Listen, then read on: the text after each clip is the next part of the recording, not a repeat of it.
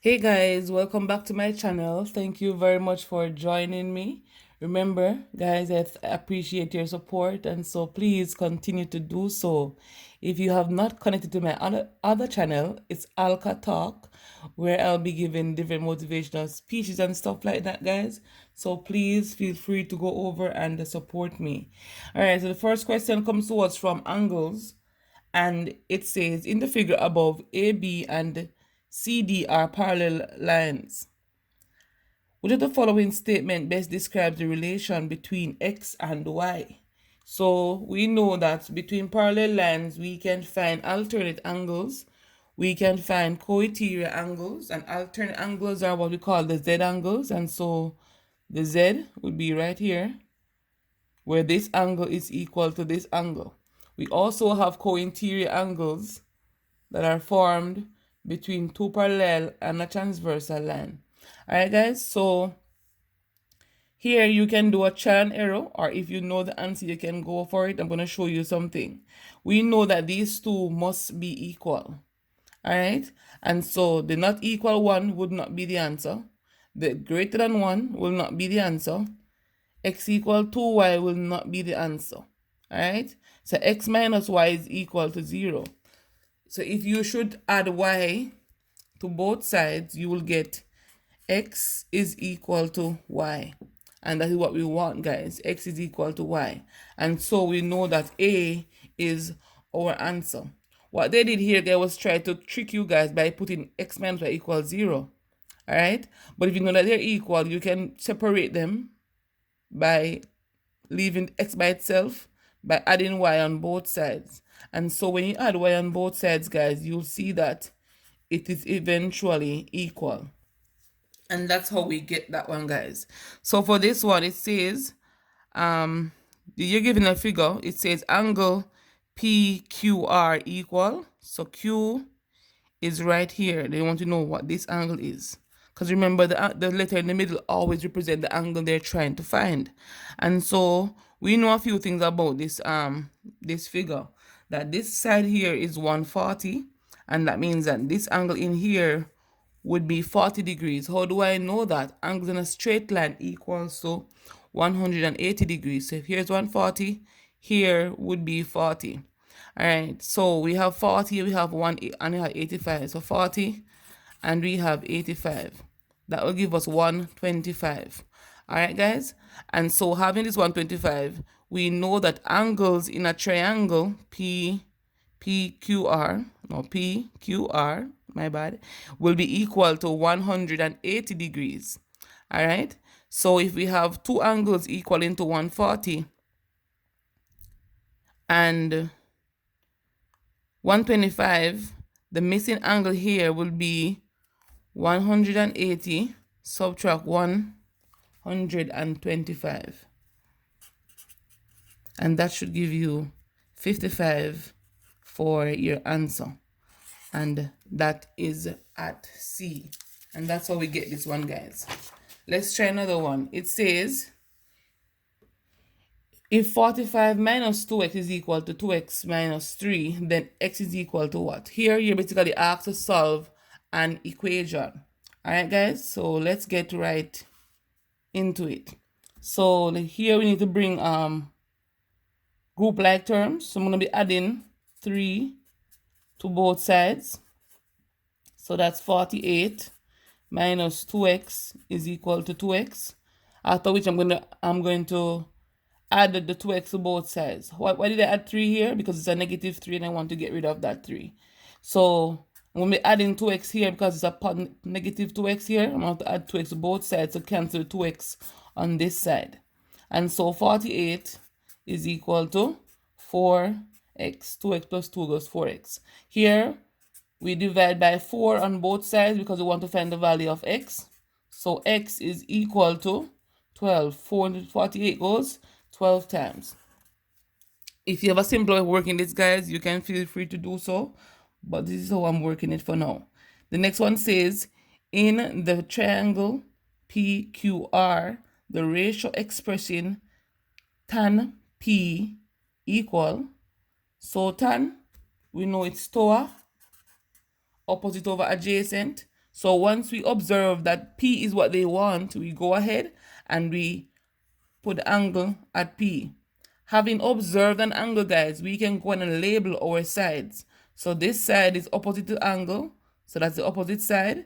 This side is adjacent to the angle, that means the angle is sitting on this line, and this side is always the hypotenuse. So observing that, guys, let's go for the opposite over the adjacent. So the opposite is going to be QR. So QR, adjacent is PQ. So tan P is QR over PQ. So here, guys, they want you to use the length of the sides to verify what you're doing. So PQ, QR.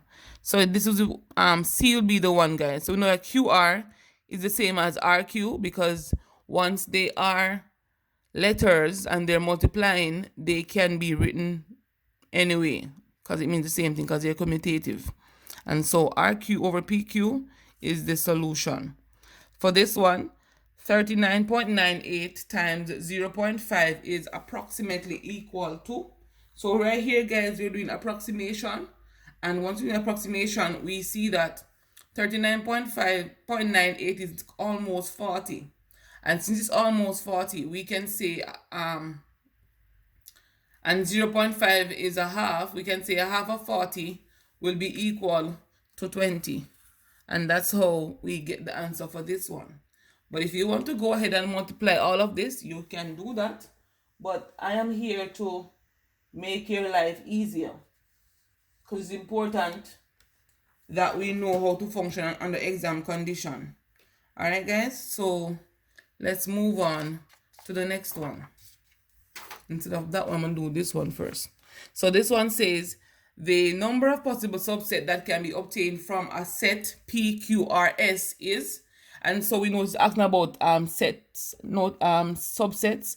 And so subset is represented by S is equal to 2 to the n. S is the number of subsets and n is the number of elements. So the number of elements we have here is 1, 2, 3, 4. So it's 2 to the 4. And 2 to the 4 means 2 times 2 times 2 times 2, which is equal to 2 2 is 4, 4 2 is 8, 8 2 is 16. And so 16 here is our solution. The next one says, in the figure above, the point for which the x coordinate is negative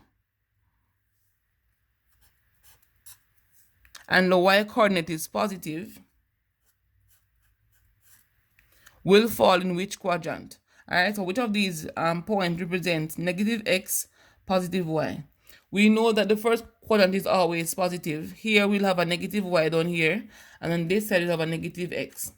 So negative x, positive y, negative x, positive y will be in this quadrant up here. And so straight ahead we see that B will be our solution.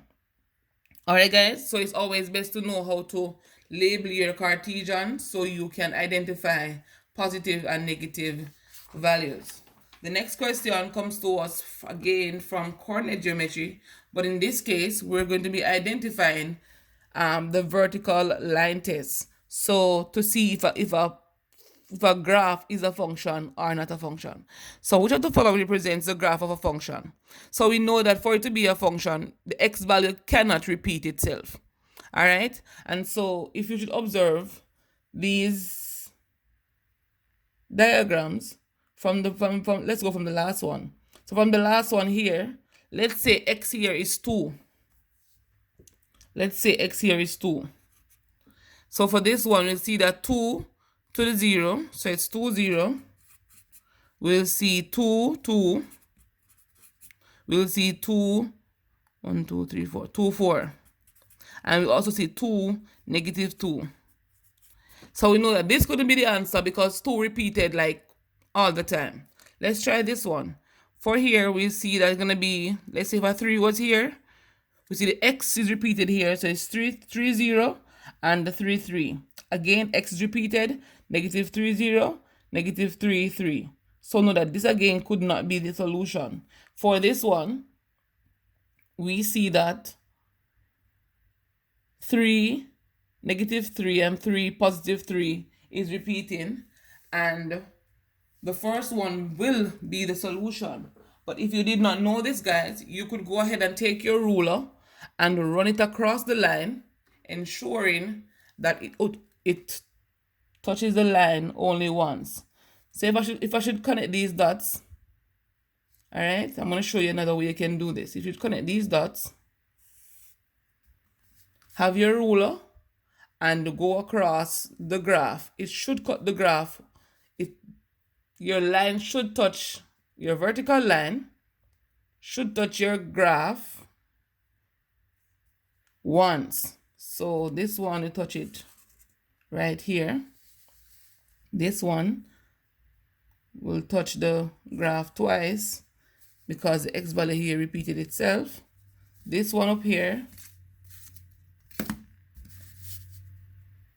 will again touch it more than once because you have a touch point here, touch the point here, touch this the point here. And the same thing goes for the last one. All right, guys, so once you do the vertical line test or you observe the x values, is also the same thing. So anyone you understand best, guys, you can choose that one. So remember, ensure the x values are not repeating. And if you should draw your vertical line, ensure it touches the graph only once. For example, this one. And so we know that I is the answer. So guys, thank you very much for watching. I hope you understand what I explained. If you don't, leave me a comment in the comment section below, and I'll be happy to reach out to you and clarify your misconception. Again, guys, thank you very much for subscribing, sharing, liking, commenting, and please, guys, tell a friend about me. Let them come and learn something. As you know, I have a lot to offer for the upcoming exams, and you know I want the best for you. I'll see you on my next video.